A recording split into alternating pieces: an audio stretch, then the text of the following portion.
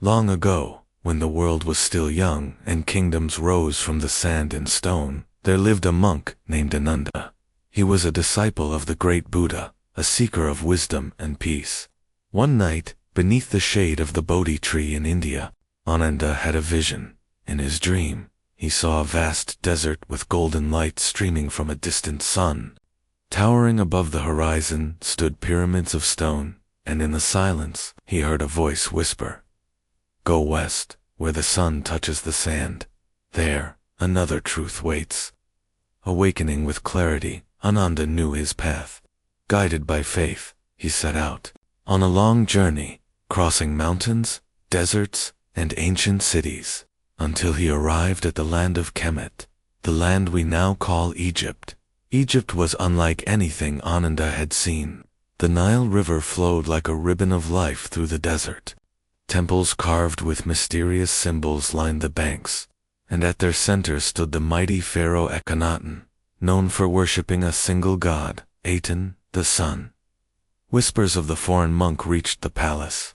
A holy man from the east had arrived, speaking not of gods and gold, but of silence, compassion, and letting go.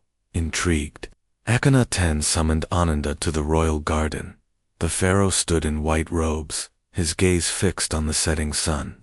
"Tell me," he asked, "you speak of peace, yet walk far from home. What do you seek?" Ananda bowed. "I seek nothing, great pharaoh, only to understand the truth behind the light." The two men began to meet often, under moonlight, beside lotus ponds and ancient columns. They spoke of the soul, the cycle of life, and the illusions of desire. The pharaoh shared his vision of Aten, the one sun, the giver of life. Ananda spoke of the middle path, the way between suffering and pleasure. Though their beliefs were different, they both felt the same warmth in their hearts, a respect for the sacred, a longing for wisdom that people watched in wonder. Egyptian priests frowned, uncertain how to accept the monk's teachings. Some saw him as a threat. Others, especially scribes and seekers, listened with quiet awe. Years passed. Ananda taught gently, without force. He helped villagers meditate by the river. He taught Pharaoh's children stories of the lotus, how it blooms from mud, rising pure toward the sky. But all things in time must change. When Pharaoh Akhenaten died, his teachings were declared heresy. Temples to Aten were abandoned. His name was erased from walls. Ananda, too, was told to leave Egypt, for the winds of tradition had returned. On the night before his departure, Ananda walked alone into a crumbling temple. Using a small chisel, given to him by a scribe, he carved a simple image into the base of a forgotten column, a lotus flower, blooming in stone. He stepped back, placed his palms together, and whispered, "May this flower remind someone, someday, that peace once visited this land." He left Egypt quietly, as he had come, not with armies or gold, but with silence and wisdom. Centuries passed. The carving was buried by sand.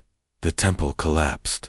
But in time, as explorers dug through Egypt's forgotten places, someone found it, a single lotus, carved where it didn't belong, and they wondered. Prologue: The Dream in the sacred land of ancient India.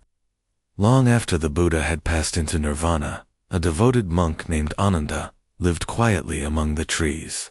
He spent his days in silence, meditation, and service to others. One night, during a deep meditation beneath the Bodhi tree, Ananda had a strange vision, a desert bathed in gold, pyramids piercing the sky, and a sun that spoke in silence. A voice echoed softly in his mind, "Go west, O seeker. Beyond the river of life lies a land of stone and flame.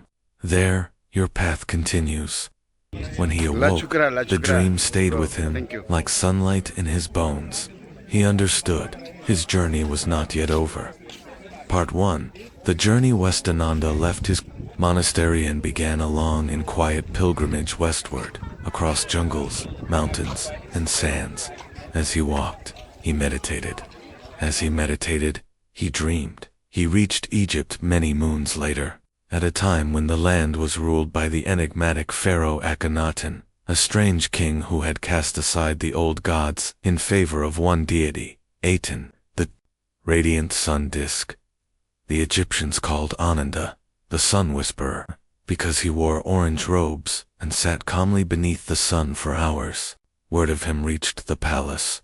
Pharaoh Akhenaten, curious and isolated in his own beliefs, invited the monk to his sun temple. There, beneath the blinding heat and between pillars of sandstone, two seekers met, one born into power, the other into peace. Part 2. Conversations by the Nile night after night.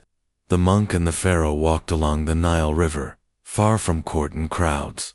They spoke of life, death, illusion, desire, and stillness. Akhenaten asked, "You speak of letting go. But how can a king let go of his crown?" Ananda replied, "Even kings die. Only the soul remains. The crown is not you."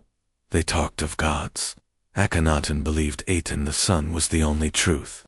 Ananda saw the sun not as a god, but as a symbol of light, awareness, and compassion. Despite their differences, the two found peace in their exchange. They were not debating to win, they were listening to understand, and the people began to notice. The pharaoh, once cold and distant, started walking among his people. Ananda, once silent and unknown, began to speak. A new idea was rising, one not of worship, but of wisdom. Part 3. The fall of the sun. But change is a threat to those who cling to power. Priests of the old gods grew angry.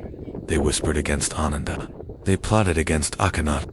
Eventually, the pharaoh's enemies moved in secret, and the king's sun temples were closed. His name carved out of history.